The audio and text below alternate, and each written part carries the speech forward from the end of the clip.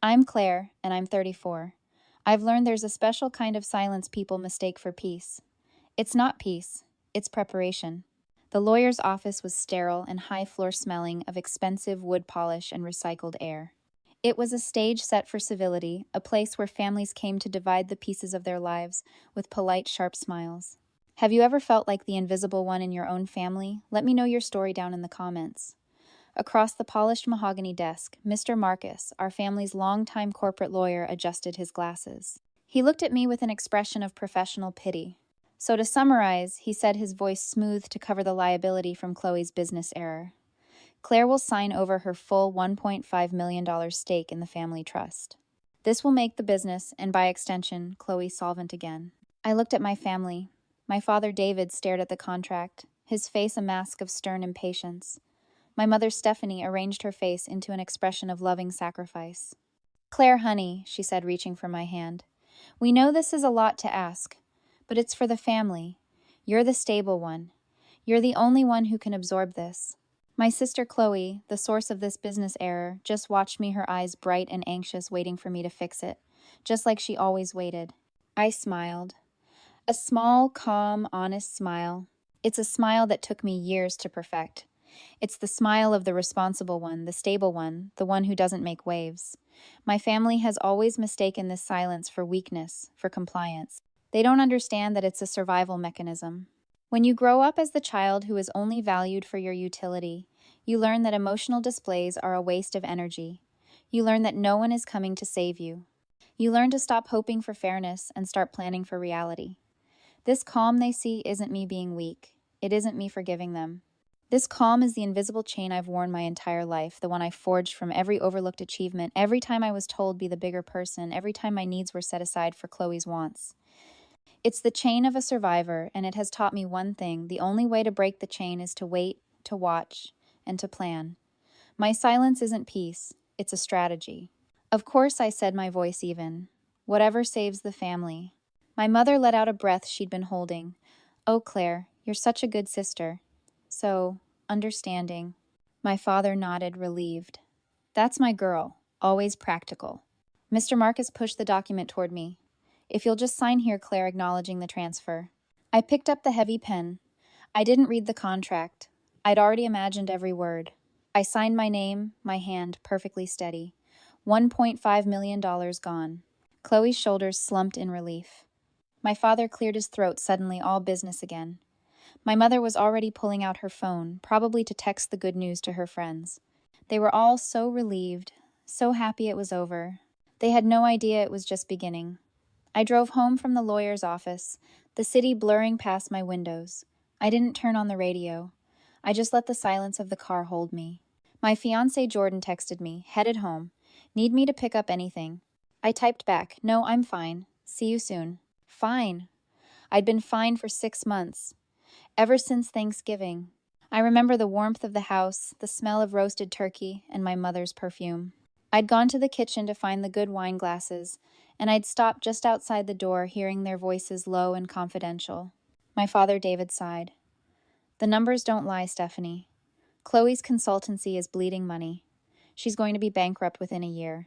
It's not her fault, my mother said, her voice sharp. It's the market. She just needs a little support. Support isn't going to fix a failed business model, David said. What she needs is a life raft. A big one. Then Chloe's voice small and watery. What about Claire's trust? It's just sitting there. She's not even using it. It's $1.5 million. There was a pause. I held my breath, waiting for my father to say no. It's an idea, he said finally. Claire is stable. She's got her career. She's fine. She won't really miss it. We frame it as a family emergency. A one-time error Chloe made. Claire will sign it over. She's always been the responsible one. I stood there, hidden by the hallway shadow, and I felt the last bit of warmth leave my body. It wasn't just a betrayal. It was an assassination of my character wrapped in the language of family care. This wasn't one single spontaneous act of cruelty. This was the trap of normalized treading, and I'd been living in it for 30 years. It was the logical endpoint of 1,000 tiny dismissals. It was every time my straight-A report card was met with, "That's nice, honey," while Chloe's C+ was celebrated with dinner out. It was every time I was told to be the bigger person when she borrowed and broke something of mine. I was the utility. Chloe was the investment. They weren't planning to steal from me because they were evil. They were planning to steal from me because in their minds the money already belonged to the family and I was just the one inconveniently holding it. They had normalized my sacrifice to the point where they didn't even see it as a sacrifice anymore. They just saw it as a solution. I backed away from the door, my feet silent on the hardwood floor. I went back to the living room, picked up my coat, and left. No one even noticed. That was the night Project Karma was born. I got home and Jordan was there. He just looked at me and knew. He didn't ask what happened. He just poured me a glass of wine and put on some music. Later that night, after he was asleep, I went to my office. I sat in the dark for a moment, then opened my laptop. The screen cast a cool glow in the room. I clicked on a folder, the one labeled Project Karma. Inside was my 6-month plan. You see, after Thanksgiving, I didn't just get sad. I got strategic. I took a hard look at my family's entire financial ecosystem. I didn't care about their house. That was their past. I cared about their future. And their future, the one they were sacrificing me for, was Chloe's marketing consultancy. So I did my research. I found her client list, I found her contracts, and I found her vulnerability. A tech startup, her single largest client, the only one keeping her business from sinking. 4 months ago, I formed an anonymous LLC, Sterling Holdings Group. I used my own savings and a private loan to purchase a 4-story commercial office building in the tech hub. The building where Chloe's biggest, most profitable client was a tenant in Suite 4B. I've been their silent, secret landlord for almost a year. I looked at the lease agreement on my screen, the 60-day termination clause highlighted in yellow. This was my liability clause. Just as I was reviewing the document, my phone buzzed on the desk. A text from Chloe. Hey, feels so much better now that the trust stuff is handled. You're a lifesaver. Quick question, since you're free of the trust now, would you be willing to co-sign a new business loan for me? Just a small one to get me over this hump. Let me know. I stared at the message. They had just stolen $1.5 million from me, and not even 24 hours later, she was asking for more. There was no remorse, no shame, just expectation. My phone rang. This time it was my mother. Claire, darling, she started, her voice bright. I'm so glad that's all settled. Such a mess, but family is family, right? Listen, Mr. Marcus just sent his bill for the trust transfer. It's a little steep. Since this was all to help, Chloe, David, and I were wondering if you'd be willing to chip in for half. It just seems fair. Chip in. I felt the last bit of hesitation, the last flicker of daughterly obligation, turn to ice and shatter. I'll have to look at my finances, Mom, I said, my voice perfectly level. I'll let you know. I hung up before she could reply. I looked back at the lease on my screen. All my resolve was back sharp and clean. They hadn't just betrayed me. They were actively, presently trying to bleed me dry. They had confirmed my path. It was time to execute the plan. I sat there looking at my mother's request for me to help pay for the lawyers who had just stripped me of my future. I looked at Chloe's request for me to co-sign a new loan using the very freedom I'd been forced to purchase. Any lingering doubt, any wisp of guilt evaporated. They didn't just betray me, they were proud of it. They felt entitled to the spoils. I picked up my phone. I didn't call my mother. I didn't call my sister. I called Mr. Marcus. Mr. Marcus, it's Claire. I hope you're well. Claire. Yes, everything finalized smoothly. A difficult situation, I'm sure. Very, I said, my voice perfectly level. I'm actually calling about a different matter. A commercial property I hold under Sterling Holdings Group. Oh, his voice shifted all business. Yes, I said, I need you to draw up a notice. It's for the tenants in Suite 4B. I'm terminating their lease. There was a pause. That's an aggressive move, Claire. That's the headquarters for, let me see, Apex Solutions, a major tech firm. I'm aware, I said. Please notify them that per Section 8.4 of their contract, the lease will be terminated. 60 days notice, effective immediately. Understood. I'll have it drafted and served by end of day. Thank you, Mr. Marcus. Please send me the confirmation. I hung up. I didn't feel anger. I didn't feel joy. I felt the clean, cold click of a lock falling into place. The bomb was set. All I had to do was wait for them to light the fuse. The next few weeks were quiet. I went to work. I had dinner with Jordan. I lived my life. My family, believing I was still the stable one, the good sister left me alone, busy as they were with their new influx of cash. Then one Tuesday night, the explosion came. It wasn't a phone call, it was a pounding on my apartment door. So loud it rattled the frame. Jordan and I were just finishing dinner. He looked at me alarmed. I just nodded. It's fine. It's just them. I opened the door. My entire family was standing in the hallway looking like they'd been in a storm.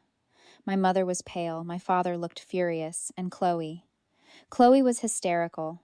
You, she shrieked, pushing past me into my apartment. You did this. Did what, Chloe?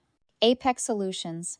They're leaving, they got an eviction notice, their lease was terminated, they're pulling their account. They're my only client, Claire. You've ruined me, you've ruined everything. You have to fix this. Chloe was sobbing now, mascara running down her face. Call them. Tell them it was a mistake. You have connections in that building, don't you? You're a risk analyst, you know people. Fix it, Claire, my father, David said, his voice low and threatening. You're the stable one. You're the one who understands these contracts. Find a way to fix this. My mother just stood by the door, wringing her hands, her eyes darting between me and my father. Claire, please, she whispered. Your sister. This will destroy her. I let the silence hang in the air, a heavy, suffocating blanket. I let them show me every card in their hand. I let them confirm that once again I was the designated fixer. The utility? Jordan stood quietly in the kitchen doorway, watching his presence, a silent anchor. He knew this was my moment. Finally I spoke. My voice was quiet, so quiet they all had to stop and lean in. I can't fix it, I said. What do you mean you can't fix it? My father barked. Of course you can, you just don't want to. No, I said, looking him directly in the eye. I can't fix it, because I'm the one who terminated the lease. The room went utterly still. The only sound was a single choked gasp from my mother. Chloe's sobs froze in her throat. My father's face went from red to a pale mottled white. What, Chloe whispered, did you say? I own the building, Chloe, I said, my voice as calm and steady as a ledger. Sterling Holdings Group. That's my LLC. I've been your client's landlord for almost a year. I'm the one who terminated the lease. My mother looked at me like she'd never seen me before. Claire. No, you wouldn't. Why not? I asked. It's just a business decision. A simple administrative move. This is revenge, Chloe screamed. This is because of the trust. You're trying to ruin me.